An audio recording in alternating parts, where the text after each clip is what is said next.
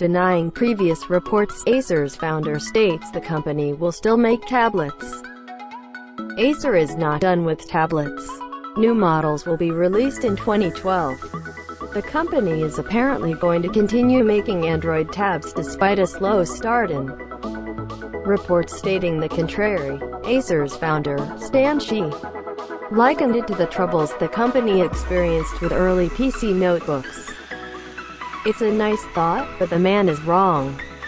Producing more tablets could be disastrous for Acer, which is already quickly sliding into a pool of red ink. Modern tablets are not the same as notebooks. They're completely different beasts with totally different markets. Succeeding at selling tablets requires completely different tactics than selling notebooks.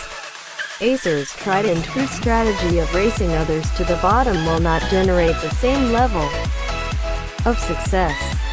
Acer became a household name through selling relatively inexpensive computers. This generated a lot of sales but also a horrible reputation. Until just recently, Acer products were often looked upon as being the low-hanging fruit of the computer world. They're easy to obtain although not that tasty. But the process worked for Acer as the company surpassed Dell in 2009 to be the second largest computer maker behind just HP. Cheap, gray boxes sell. Nondescript tablets are not the way of the future.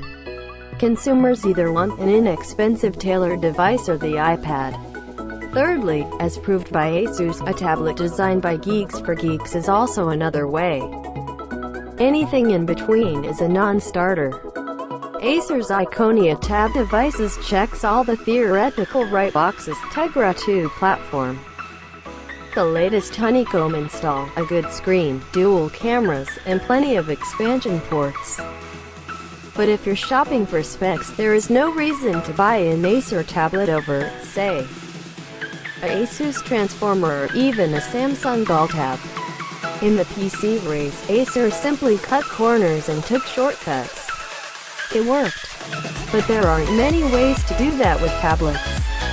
Only by loading the tablet with sponsored bloatware could the manufacturer theoretically support lower MSRPs, not that there's that much room to work with anyway. Shih stated that the company will simplify its product development and reduce the amount of tablet and smartphone products. Look at the current state of Android tablets and it's clear Acer is in for a hard fight ahead. Amazon and B&M have their content distribution. Asus is building a tablet for the very niche geek crowd while Samsung and Motorola have their massive marketing might. Acer, on the other hand, doesn't have anything but its reputation as a cheap computer maker, which is a huge hindrance as tablets are positioned as premium devices. Acer is in serious trouble if it believes it can compete at a high level.